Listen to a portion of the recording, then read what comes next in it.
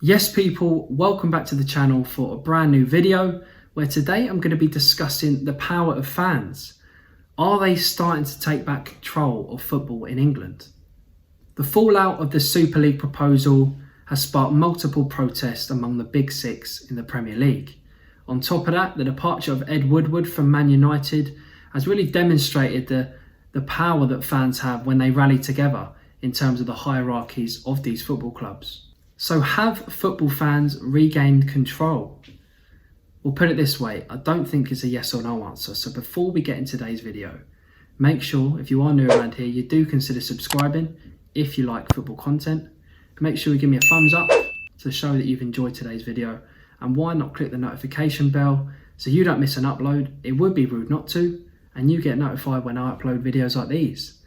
But now that's done, let's talk about the fallout of the Super League and fans regaining control. I guess a good place to start is when the proposal of the Super League was brought to the attention of fans around the world. On the 18th of April, a news story reporting on the breakaway league sent shockwaves across European football. Now the backlash was both immediate and firm to say the least. This headline coincided with Man United versus Burnley at Old Trafford. So Gary Neville, in his post-match comments about the game, expressed his disgust for the breakout of the Super League and talked about the greed of the owners and saying that actually clubs should be docked points. This triggered an uproar amongst his peers in punditry, commentary and other news outlets too. It was a story everybody was talking about. Now, like I said, Neville had the first opportunity as a spokesperson really for football to have his say, and the broadcasting side of football was almost a catalyst for the events that followed. Neville and Carragher between them on Monday Night Football, the day after the story broke, really emotionally and articulated the way they felt, and they spoke from a fan's perspective, which was really refreshing to see really. And they just said that this cast doubt and almost ripped up the playbook in terms of the cornerstones that the English game is built upon. You know, the pyramid system, you know, even though the Premier League broke away a while ago now, there's still the opportunity to get there. You know, the clubs at the top earn more and everyone knows that, and it's not necessarily a level playing field. But to rip up the playbook and go, we're going to break away for the wealthy few, they just express their disgust. You know, obviously Neville, United, former player and fan, and Carragher for Liverpool, and they both talked about point deductions and a ban from Europe, and it was really heartfelt because they were passionate. You know, they were speaking as a fan, you know, not as a Sky Sports pundit. So it was really good to see. But that was just the tip of the iceberg, really. The events that followed really did shake the footballing world, to be honest. Now, I think we have to have a bit of context here that the average fan in the UK, in England really, is taken advantage of.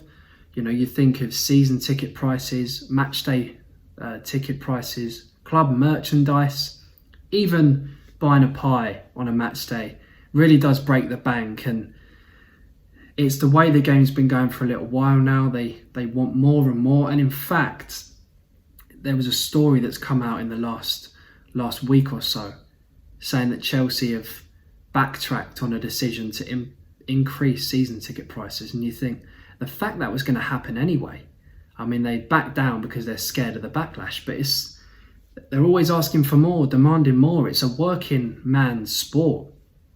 You know, it was built on factory teams playing each other, you know, working class people and rich people watching, having invested in it. And the game's been taken away. You know, the average fan, to go to a match day and support their team, they've really got to break the bank in terms of travel, the ticket itself, and any food and drink they want on the day.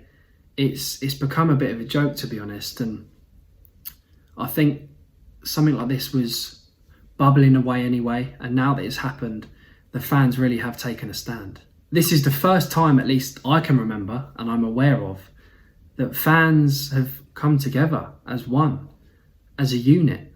Rival fans as well that absolutely hate each other on a match day, shout abuse from the terraces, but they've got that one shared vision, you know, that one shared passion really, that they love football. Doesn't matter what colour shirt they wear, you know, who they support.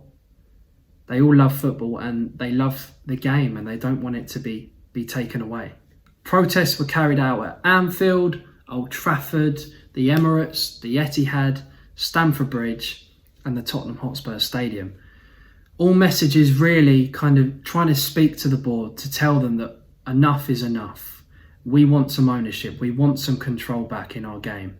You know, that the gap between the top and the rest is getting too much, and that actually the Super League would be so beneficial to those big teams, the big six in England and the others in Europe. But fans don't want that. We want that level playing field. We want a Leicester City to be able to win the Premier League, because it is possible.